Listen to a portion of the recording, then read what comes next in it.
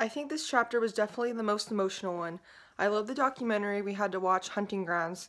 The stories they shared really shows how much other people care about what is happening, especially the police. The attorney that allowed James Winston to be scotch-free along with everyone else makes me wonder what else football and basketball players have gotten away with. My cousin was sexually assaulted by a basketball team, and not very many of them got into trouble. The cycle of how a spouse acts toward being abused is never ending and would be very stressful. Instead of working on leaving, they are working on mending the relationship, which will never work and be very disappointing. It makes sense that the child abuse and neglect can even be not having enough clothes for the kid or not enough food. It sounds crazy to me. It sounded crazy to me on pages 432 and 433 on marital rape that rape used to be okay in that marriage since the couples were actually married. I'm glad that has been changed because all sexual acts should be consensual.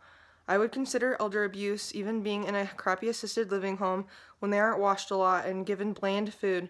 It's sad to me that some adults drop their parents off at places like that and never visit them. On page 434, it shows a great bar graph of women's experiences compared with rape, and rape isn't far off with the other common things.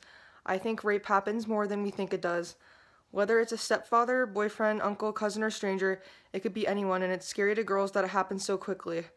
The feminist view I can definitely agree on, with it making men more dominant. I can understand why women don't want